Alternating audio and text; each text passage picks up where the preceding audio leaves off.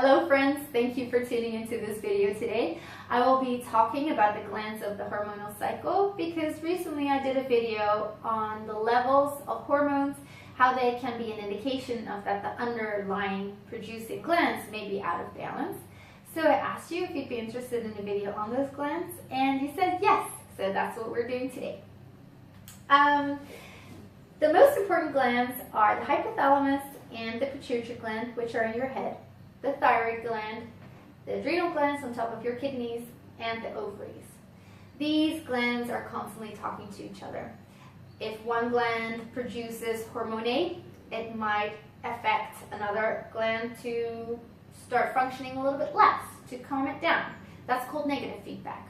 Or this gland might say to the other gland, actually you need to produce more of that and that. That is called positive feedback. You might remember this from biology. So when it comes to the hormonal cycle, what we want is for a woman to have a uterine lining that is thickened, that an egg is matured and released, and that there's an opportunity to have a pregnancy, or that the lining is shed at the end of the cycle. That is what's supposed to be happening. Now, if that's not happening, chances are that something's going on with one of these glands. It could be the ovaries. It could be that due to long-term contraceptive use, the ovaries have been told for a long time to not ovulate and that they need to learn that again.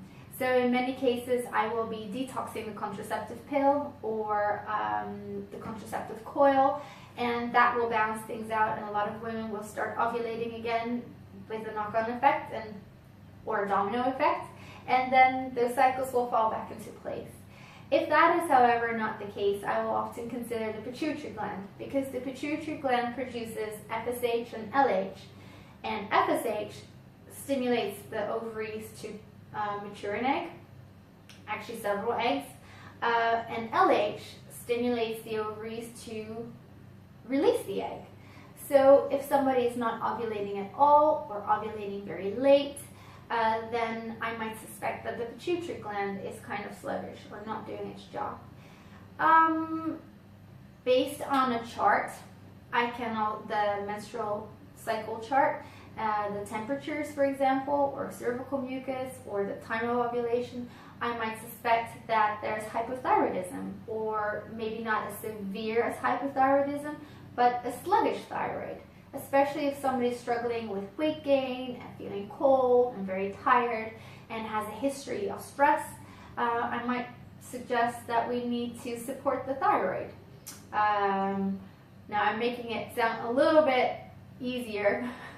When we look at the chart, we can actually pinpoint it very well together, but it's too extensive for this video.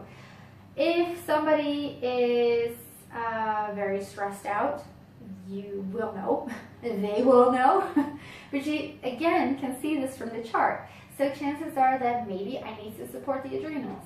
And honestly, 9 out of 10 times these days I have to do that because, let's face it, most of us women are just stretched way too thin.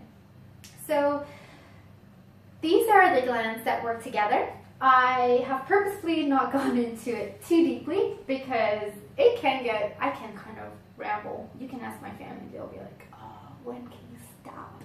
So I'm going to keep this a little bit shorter, and if you are interested to hear more, maybe about the separate glands or specific problems that you encounter, I'd love for you to ask them in the comments, and then I can either answer them in the comments if they're quick answers, or they can be an inspiration for me to do another video. There are two things I want to share with you. One is, if you haven't been charting your cycle yet, I really encourage you to do that, because if you do, it will give you so much insight into your hormonal health. So I've written a 5-part free mini course for you to do that. I will make sure to link the form to sign up for that as well. You can jump in anytime.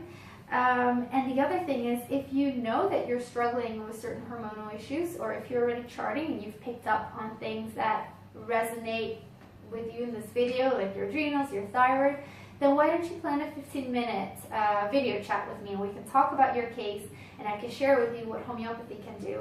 I see it daily in my clinic that homeopathy changes women's lives. Women that haven't been able to fall pregnant at all, or hold on to a pregnancy, or women that hit menopause way too early, their lives have been changed by homeopathy.